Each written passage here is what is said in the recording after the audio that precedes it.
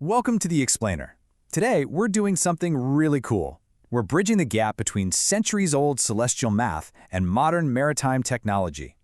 We're going to demystify the traditional ABC method of celestial navigation. It's this timeless technique that mariners actually still use today to verify their high-tech systems. So, think about it. How do modern ships actually know their high-tech digital compasses are pointing north?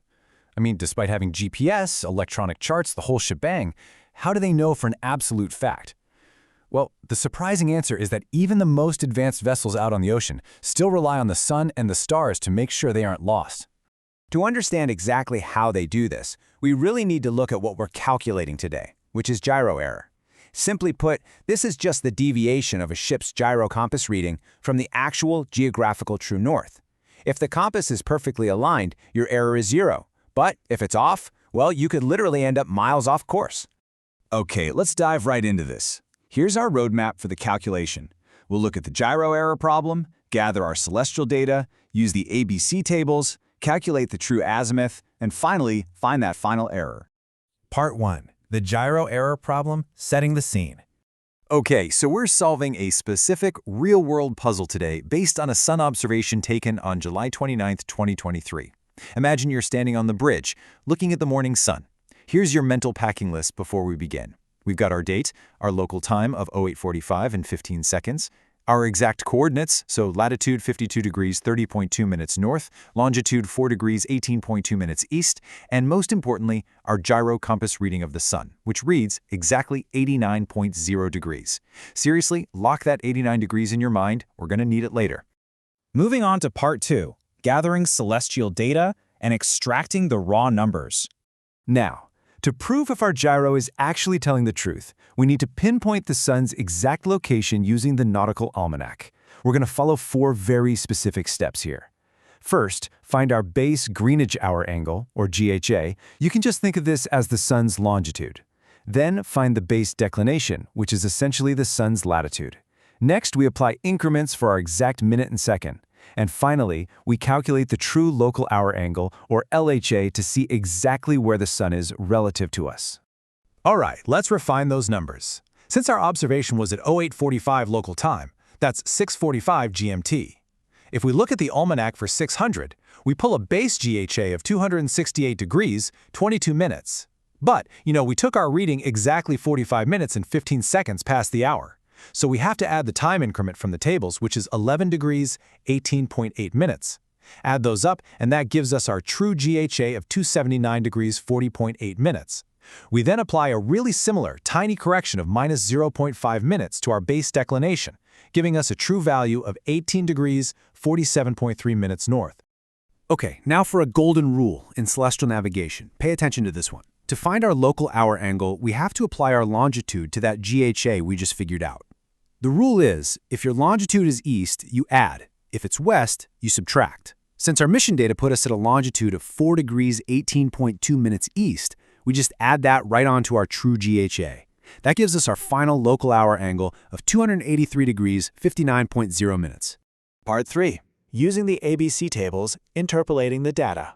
Now, what's really interesting about this next step is that we move away from the almanac entirely and we open up Norie's nautical tables to start the actual ABC method. First up is Table A. We're going to match our rounded local hour angle of 284 degrees with our rounded latitude of 52.5 degrees.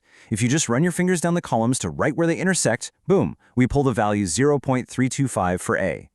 But A isn't just a naked number floating out there. It actually needs a directional name. The rule for this is strict, but it's super simple. A is named opposite to your latitude, unless your LHA happens to fall between 90 and 270 degrees.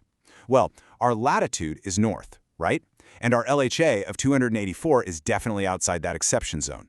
Therefore, A has to be named opposite to north, so A takes the name south. So let's see how this builds when we move to Table B.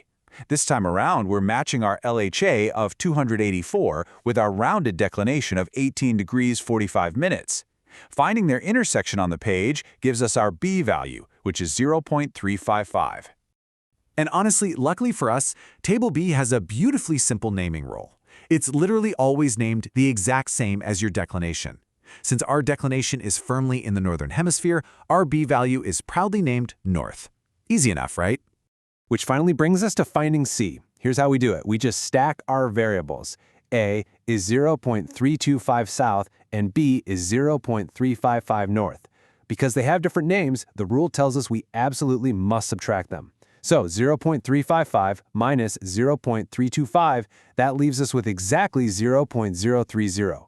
And as for the name, C simply takes the name of the larger value. Since B was bigger and B was north, C officially becomes 0.030 north. Part 4. Calculating true azimuth, the final lookup. All right, we are seriously on the home stretch now. It is time to convert that golden C value into our undisputed bearing.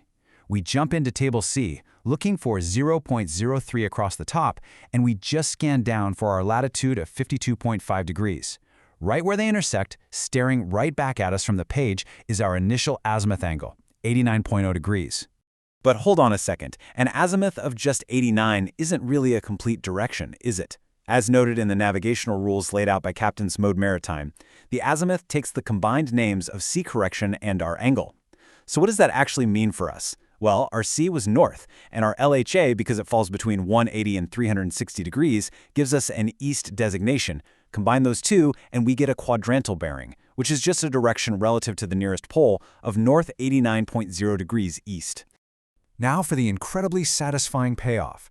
To convert that quadrantal bearing into a standard 360-degree true bearing, we just have to visualize it. Starting at north, which is 0, we move 89 degrees toward the east. This gives us our final, mathematically proven, absolutely indisputable true bearing of the sun, 089.0 degrees true. And finally, Part 5, finding the final error, comparing analog and digital.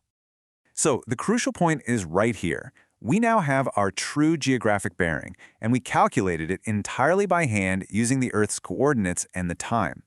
Let's look at these numbers side by side. Our analog true bearing from the sun is 89.0 degrees. Now our gyro bearing, the one we read off the digital instruments on the bridge at the very beginning of this mission, was also 89.0 degrees. And there it is. By subtracting the two, we find a gyro error of absolutely 0 degrees. The celestial math proves, without a shadow of a doubt, that the digital compass is perfectly aligned with true north. The ship is exactly on course. No recalibration needed today. It's kind of an incredible realization when you stop to think about it, isn't it? We literally just verified a modern, multi-million-dollar navigation system using nothing but a book of tables, the time of day, and the position of the sun. It really leaves you wondering, if your ship's digital systems went totally dark tomorrow, could you navigate the globe using only the sun and these tables? Thanks for joining us on this explainer.